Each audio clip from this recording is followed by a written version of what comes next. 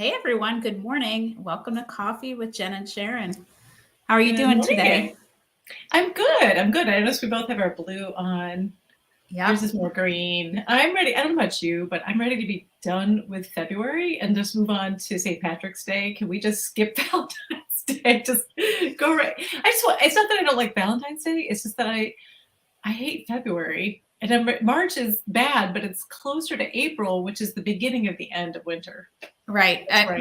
The problem with March, at least where we live in Ohio, is false hope. But Yeah, absolutely. And the thing about like St. Patrick's Day here could be 80 in flip flops, which it was one year, or it could be full on blizzard, Absolutely. which is likely. But someone so was. I've even got my Irish looking mug today. I'm really ready to go all the way. I'm having something really fancy. Look, I made. Do you know what an Earl Grey or what a not Earl Grey? What a London fog is? I gave you the answer. It sounds like a drink that you make alcoholic, but it's supposed to be a morning well, drink. that does sound like it should be because it should make you foggy. But no, it's a tea steamer with Earl Grey, and then I put all this fluffy white milk in there. So I made that tea. Sounds delicious. I made it unhealthy. Yay me! Oh, okay, all right. I support that. I've got my plain old tea today. Oh, but I love that mug. Yeah, I'm going to Paris, and in my tea, I'm going to Paris anyway. So today we're talking about the little ways we can boost our connection with our teenagers. And I have to say, the reason I thought of this last week was because I woke up in the middle of the night. You know, those times when of course, your brain starts working in the middle of the night. You wake up and you think something. Yep. Well, usually it's something I forgot to do. Like, oh, I totally forgot to take out the recycling or whatever it was. There's a lot of self-flagellation in the middle of the night. Yes, there is. You don't usually wake up and think, oh, I did such a great job. So this time I woke up in the night and I thought, why did I say no to my teenager? Because my teenager was not asking to do something crazy or anything like that. That's not why I said no. My teenager asked me to chaperone a trip. And it's this all day trip that involves, buses of teenagers, and there's an amusement park involved in addition to a concert. Your kids probably did this, Jen, the concert in the park. And I was asked if I wanted to do this, and I said, I don't think so. Like, I really didn't want to spend a whole Saturday doing this. And then I woke up in the middle of the night. I know. I woke up in the middle of the night and thought, how long is this kid going to ask me to do things? And to chaperone, I was invited to do it. And the form had already gone to school. So I texted her and I said, can I still do that? And she said, well, I already handed it in. I said, I'll email the teacher and tell her I'm willing to do it. And then I just thought, why would I say no to that? Aww. Yeah. I know. I think that's the highest compliment ever when a kid in middle school or above actually asks if you want to accompany them. I wasn't appreciating that. I know. Until the middle of the night. I get it. I mean, the first reaction is, ugh, do I want to do that? It's a whole day. I don't really want to ride roller coasters, whatever. Oh, Brianna. Yes, it does. It does. There is a balance for sure. I appreciate that you're patting me on the back and not berating me like my middle of the night brain. Brianna also has a good idea. Lunch jokes and notes every day. My kids are 7, 12, and 15. I always hear about this and think it's such a sweet idea, and then I never do it. And I wish I was the kind of person who did that because it just sounds so fun. Well, you're the mom who makes them make their own lunches, which has its own benefits. Well, I do. I didn't even get up before one of my kids left this morning. So, okay. And then Trisha says, middle of the night stuff is for real. Yeah. Oh my gosh. Right. It is. I think it's such a vote of confidence when they say that. I mean, I've been on both ends of that. I had a kid say to me, could you not do that? Oh yeah, you're going to ask sure. If they're looking for parents, like, could you not come on my band trip? And I was like, oh, really? You don't want us to come with you and be with you every moment of the day with your high school friends? I mean, that was a win-win for me because I was like, I don't want to do that band trip. But then when they do ask, it's very sweet. And you're right, it's sort of fleeting. There's not going to be a ton of, unless they go to work at Google where they have bring your parents to work day, apparently. Weird, but okay. I mean, you're going to be like held like this for most of their young adult life. So yeah, I love that you said, you reflected and said yes. Yes. So what else do you have for us, Jen? Do you have some brilliant ideas for us? Well, kind of along that same line, when they get to be middle school, high school, that's when their circadian rhythm goes completely opposite of yours. Like they're up, they hate getting up early in the morning. They come alive at like 10 p.m. Oh, that's when I'm about ready to clock out. I've probably got the jammies on. I might be watching some Olympics or whatever's on at that hour, maybe just unwinding with a book. And somewhere in high school, one of my kids decided that was the hour that she liked to go for a walk. Wow. And yeah. And I thought it was just going to be a let's talk kind of thing. She was going out for a walk. Go for a walk. And it was like, sometimes I would be like, oh man, I really, really would like to just go crawl into my bed right now. Yes. But I more often than not said yes, because what a great opportunity to go walk with your kid at that hour when they're awake and they're ready to engage. Sometimes you have to kind of pull it together and say, yeah. And I don't regret that ever. We had some lovely walks. Sometimes we would say nothing. Sometimes she would spill something that was bothering her. Other times it was just sort of like a little window into her world. She might talk about, I don't know, friend drama, not even with her own friends, but maybe what's going on with other kids. Just stuff that was like a little window into her world I wouldn't have gotten otherwise. And we both do like to go for walks, just that I like to go during the day and she likes to go at night. It's like it was a way we could connect. I know you don't have a dog, Jen, but it reminds me of like when people have a dog and the dog needs that 11 p.m. walk. And she would even say to me, "I'm like a dog. I need to be walked." she would say that to me. So, So that was one of the ways that I got over my own selfish desire to crawl into my bed and go for the walk, even if I had my jammies already on. I would sometimes go, and we would laugh about it. I'm like, hope I don't see Mrs. So-and-so while I'm out here in my pajamas in the middle of the night, as it felt like to me. So we've got a lot of comments coming in. Let's see what are some other people have to say here. I'm going to piggyback on Christina here because this relates to one of the ones I was thinking of too. Christina says she struggled connecting with her 15-year-old son, so they started watching a Netflix show that he enjoyed. Oh, tell us which one, Christina. We want to know. Maybe something we can watch with our kids too. That's super helpful. And I love that. The parallel play. It's parallel play. You're next to them. You don't have to talk, but you're doing the same thing together.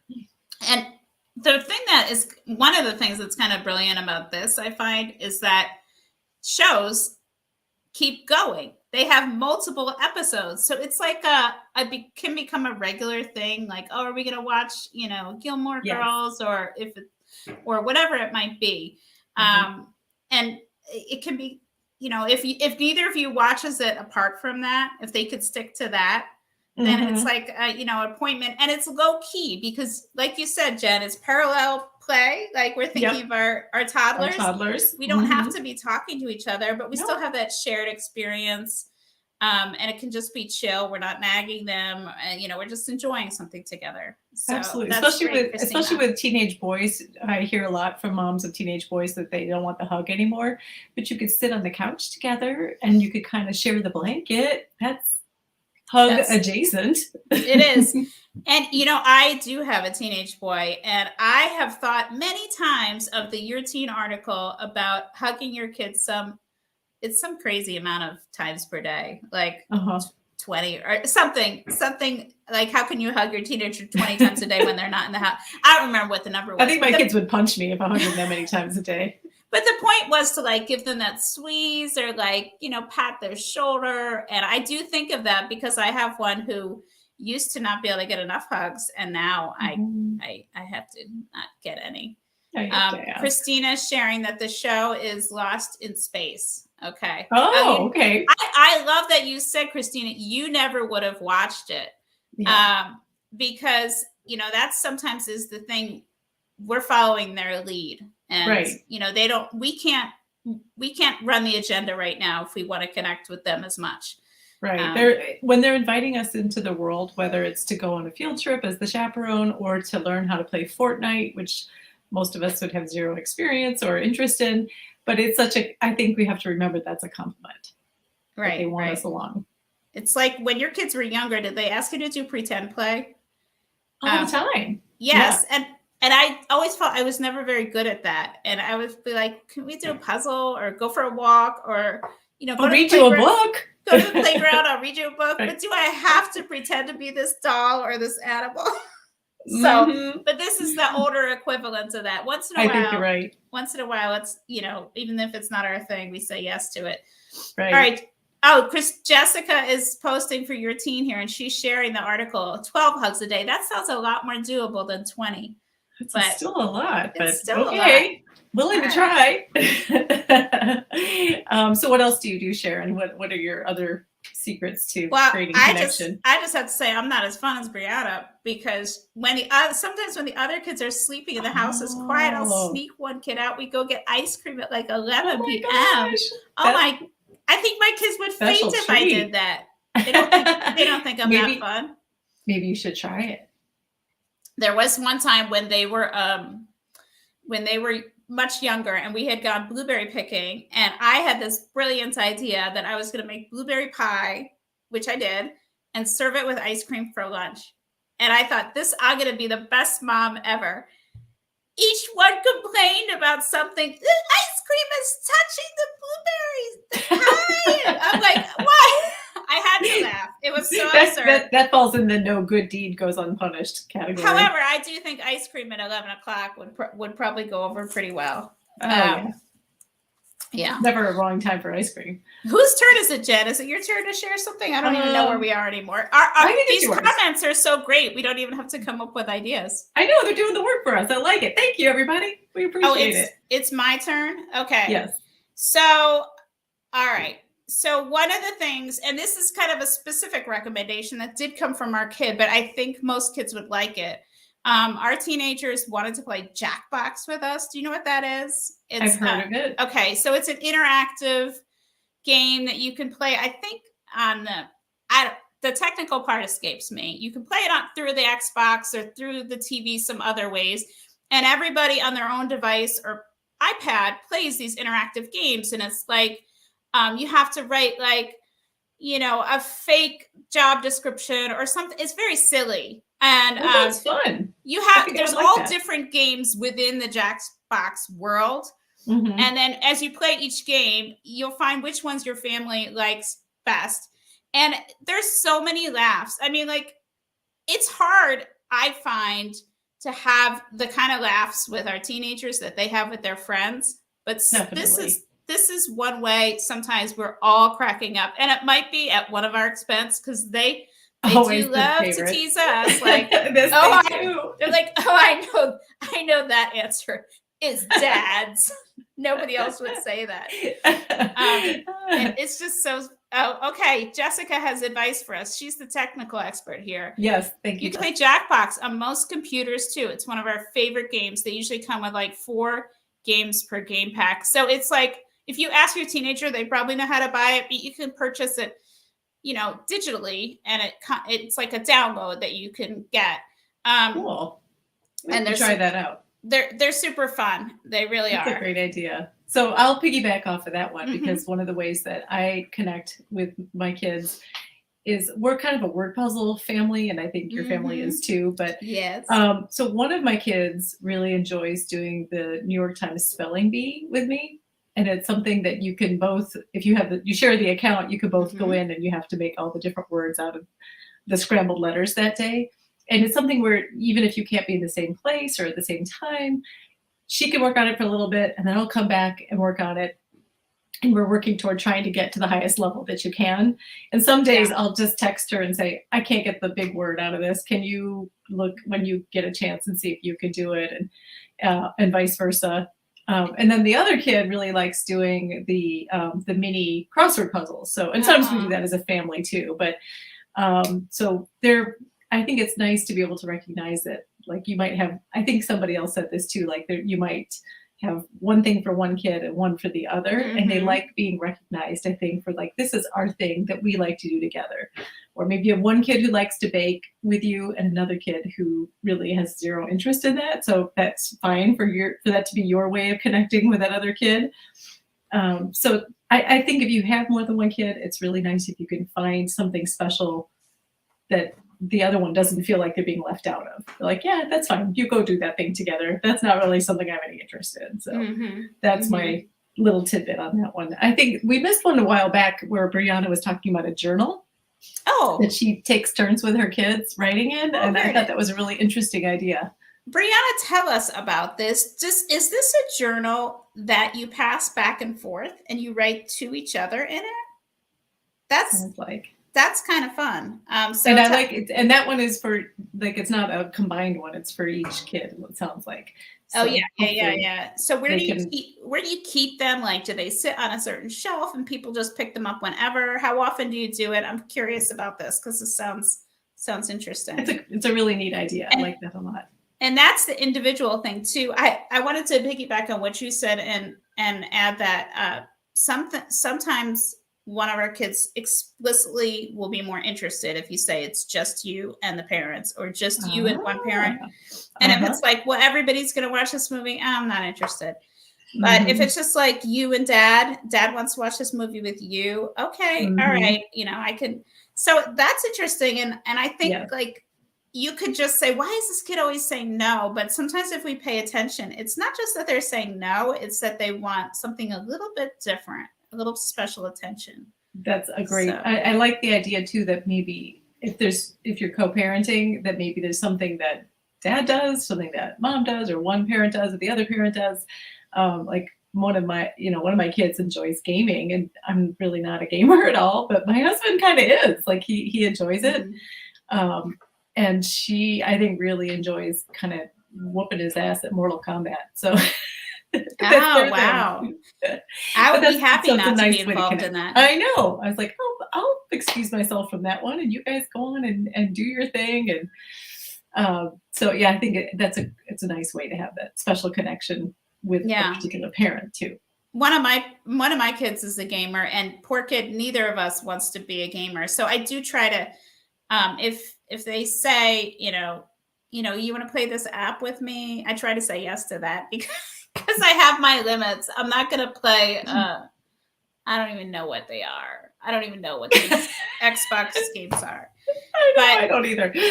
yeah, but We're hopeless. the kid handed me this app last night. It was like just this little simple color sorting game. I was making dinner. I was proud of myself because I'm not trying to say I always say yes to this thing. Usually it's the wake up in the middle of the night, realize I missed the opportunity.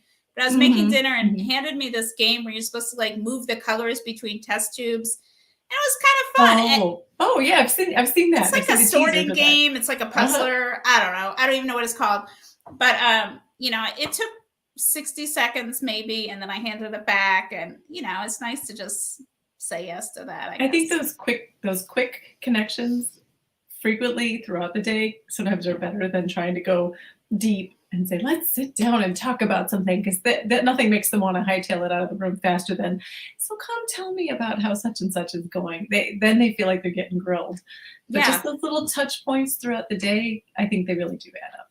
And it's a timing issue too, because if you want to, grab the time and have a big talk when they're not ready, I've had a kid say to me, Mom, can can I just go back to what I was?